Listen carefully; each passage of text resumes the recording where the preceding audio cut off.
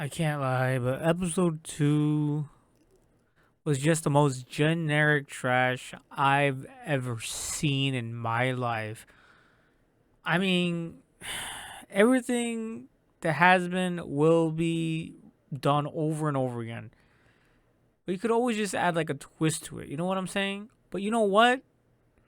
Even though this was some serious generic trash, I mean, the teacher, instructor looking guy was pretty cool.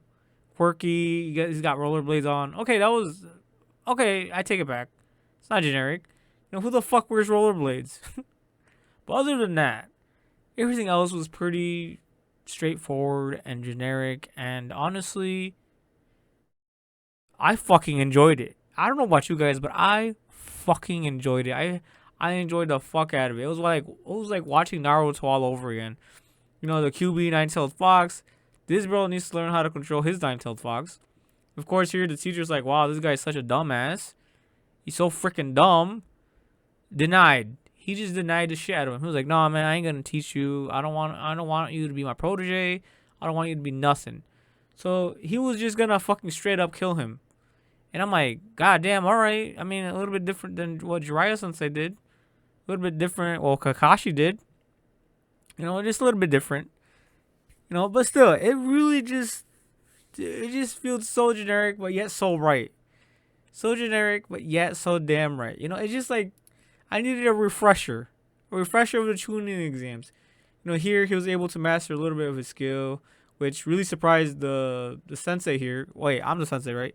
But anyways, it surprised the sensei.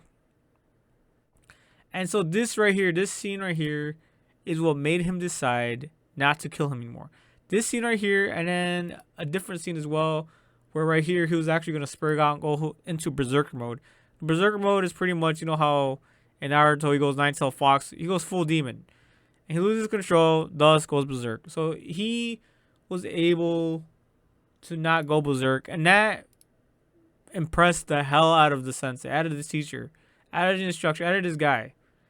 Just insane. And then of course he's got to be overpowered, right? I mean, if the instructor isn't overpowered, then what are we doing here, guys? So of course he was able to like disrupt his blood jutsu, whatever the fuck it is, and just dismantle it and be like, well, that was nothing. That was a nothing burger. And so of course, like I said, he's very impressed that he didn't go berserker because let's face it, this guy is not the brightest. He's not the sharpest tool in the shed. And so that the fact that he was able to suppress himself on pure fucking instinct was just a bravo moment. Usually monks go in the mountains and they meditate for years upon years upon years upon years, and then it becomes decades upon decades to the point where they're balding, old, and pretty much dead. And up to that point, before they die, 1 second before they die, they finally reach nirvana. They finally reached this level of control that has never been seen in the world. So this dude was able to pretty much do that within the first 5 minutes within this anime called Tougen Anki. Tougen Anki. Yep. Tougen? How do you say that? Tougen Anki? How do you say this, guys? Tougen Anki. So his name is Shiki, and the instructor's name Madono Naito. What the fuck, man? How do you say that? Madono Naito is an Oni teacher in the academy. He's also part of the Oni Corporation.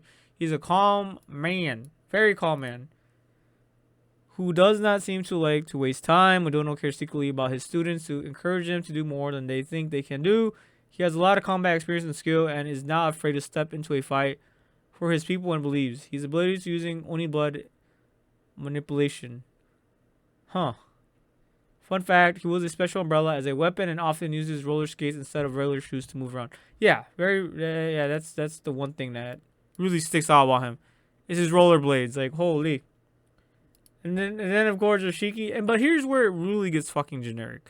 So he passes eventually, impresses him, and then they go to school, right? He goes to the school, and we meet the most generic ragtag group of students, bro. I'm like, what the fuck, man?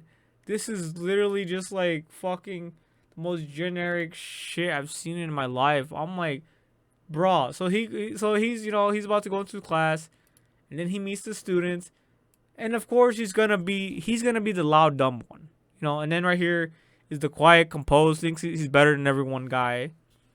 And it's very generic, then there's the geeky girl, then there's the hot looking girl, and then there's the smart looking guy, and then there's the student council looking guy. So there's just so many. I mean, you can only do so much, right? I think there's like a goth girl too. And then there's the girl with the jugs.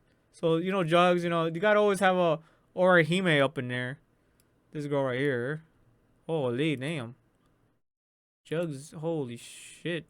Okay, okay, okay. I see you. I see you. You need help carrying those, ma'am. Anyways,